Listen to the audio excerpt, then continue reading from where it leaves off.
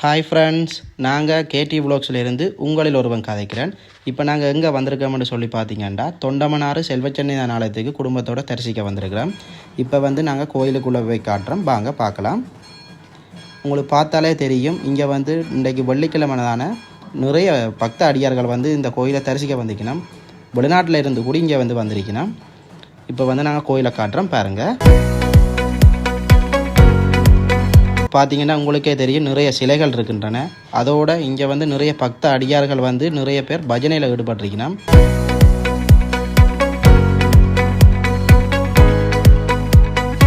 அது மட்டும் இல்லாமல் இங்கே பிள்ளவரம் கேட்டு தொட்டிலில் கட்டி இங்கே கடும் பிரார்த்தனையில் ஈடுபட்டு கொண்டிருக்கணும். பாருங்கள் மக்களே, இது மிகவும் அற்புதமான புதுமையான கோயில்.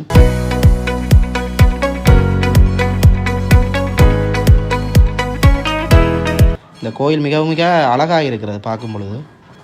அது மட்டும் இல்லாமல் இங்கே பைரவர் சாமியையும் இங்கே வாசல்லையே வைத்திருக்கணும். பாருங்கள் மக்களே, கோயிலில் பின்புறத்தை பாருங்கள்.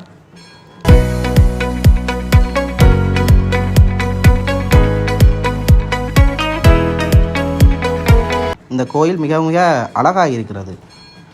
ஈழத்தில் இப்படி ஒரு கோயிலா என்று கேட்பீங்க. பாருங்கள் மக்களே, அது மட்டும் இல்லாமல் இங்கே நிறைய பேர் பிள்ளைகளால் விடுபட்ட ஆட்கள் நிறைய பேர் இருக்கணும். பாருங்கள் மக்களே, உங்களுக்கு பார்த்தாலே தெரியும்.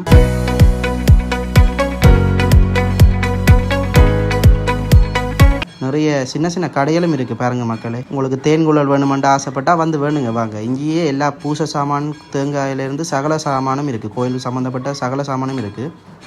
அதோட இங்கே ஐஸ்கிரீம், கூல் பார் எல்லாமே இருக்குது. பாருங்கள் மக்களே, எவ்வளோ பிரபல்யமான கோயில்னு பாருங்கள் மக்களே. செல்வச்சென்னை ஆலயம் நீங்கள் அடித்து பார்த்தாலே தெரியும் உங்களுக்கு எவ்வளோ பிரபல்யமான கோயிலுண்டு. ஈழத்தில் இப்படி ஒரு கோயில் இருக்கான்னு நீங்களே யோசிப்பீங்க.